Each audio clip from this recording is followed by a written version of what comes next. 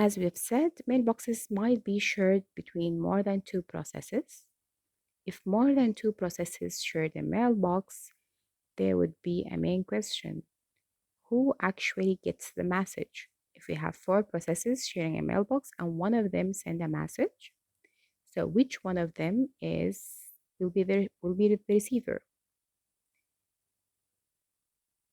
There are multiple options. For example, um, you can actually restrict the mailbox to be shared between only two processes.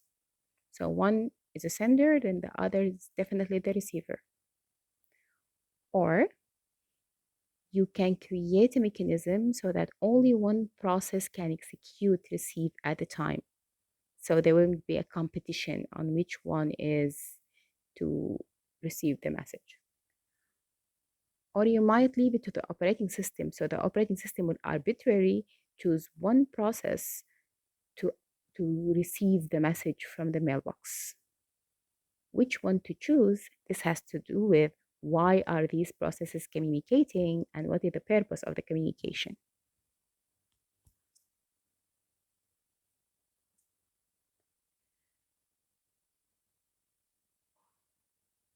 In terms of synchronization, the basic concepts that we're going to explore are mainly blocking and non-blocking communication. What do we mean by that? A blocking communication is asynchronous communication,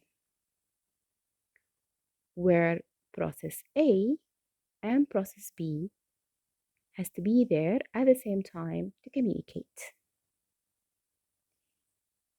Sometimes blocking is one-sided, so there is a blocking send and a blocking receive and a blocking receive. And sometimes it has to be from both sides. The example I like to use in this case is that what if one of you needs a book from another friend in your patch? Let us call them Ahmed and Baha. So A needs a book from B. Ahmed has a younger brother who studies law. So Ahmed will tell Baha that I will give the book to Ali, my brother, to bring it to you. Ahmed will send the book and go to do whatever he wants in his life. Baha will be waiting for Ali to bring the book. So Baha is blocked until he receives the book.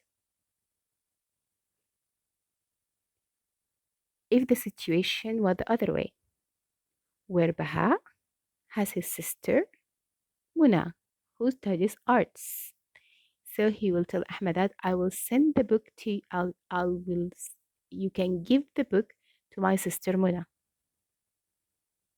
Baha will go and do whatever he wants in his life, while Ahmed has to wait until Muna comes and give her the book. This is a blocking send. If both Ahmed and Baha have siblings, then Ahmed will say to Baha, I will give the book to my brother Ali. And Baha will say to Ahmed, I will tell Muna, my sister, to get it from Ali. So both Ahmed and Baha are not blocked. They can do whatever they want and they won't be waiting for the communication to happen.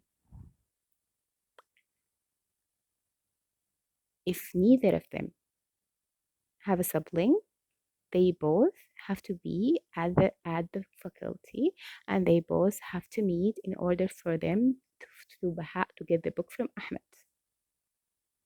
This is a blocking send and a blocking receive. So send and receive can be blocking or non-blocking. In my example,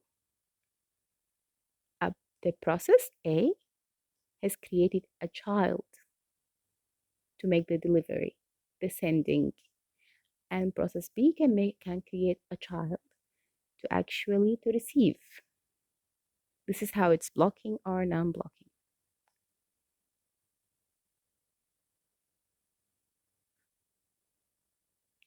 There are different combinations. So communication, as we have seen, can be blocking send and non-blocking receive, blocking non-blocking send and blocking receive, or blocking send and blocking receive, or non-blocking send and non-blocking receive. All the options are possible.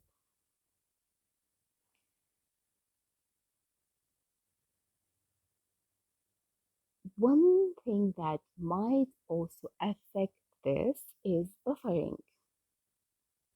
Where are these messages stored?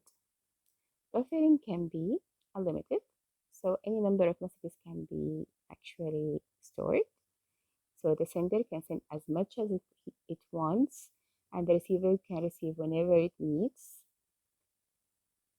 Or it would be a limited buffer where the sender can send until the buffer is full. Then the sender will be blocked, waiting for the receiver to receive. The receiver cannot receive anything until the sender actually sends an item, a message. Or there will be zero buffering. The buffer size is zero. In this case, this is a blocking send and a blocking receive because there is nowhere to actually store the data you are communicating. In this case, we call that a rendezvous, an appointment between process A and process B. Both of them has to be there in order for them to communicate.